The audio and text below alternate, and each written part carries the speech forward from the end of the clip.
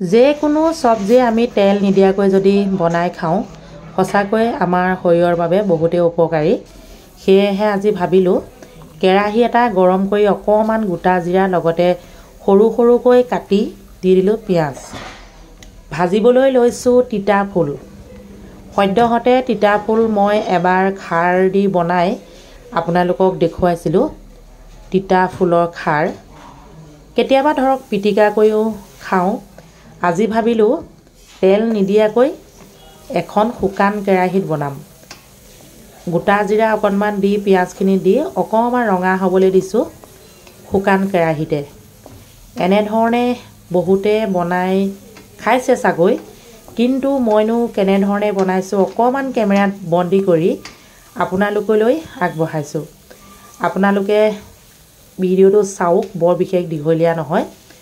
পিঁয়াজখিনি অকণমান গলি যোৱাৰ লগে লগে মই তিতা ফুলখিনি যোগ কৰি দিলোঁ। এতিয়া ইয়াত এটা বস্তু যোগ কৰিব লাগিব, যিহেতু তেল দিয়া নাই সেইবাবে সেইটো কি বস্তু আপোনালোকে চাই থাকক।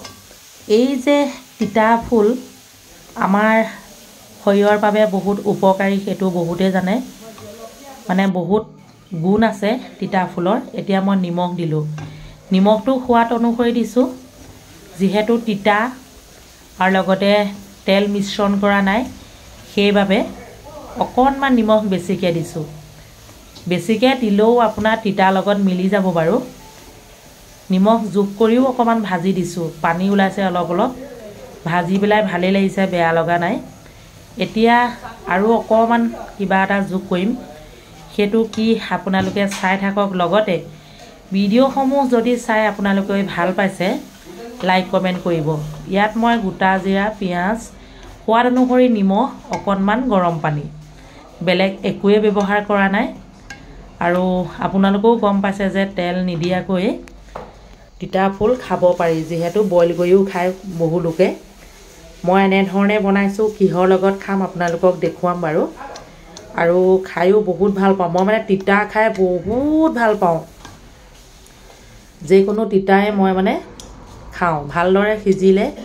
এতিয়া এইফালে কেইটামান গৰম গৰম ভাত, অনলি তিতা ফুলৰ চব্জি, বেলেগ একো নলওঁ। কেনেকুৱা লাগিলে ভিডিঅ'টো জনাব। আজিলৈ আহিছোঁ, বাই বাই।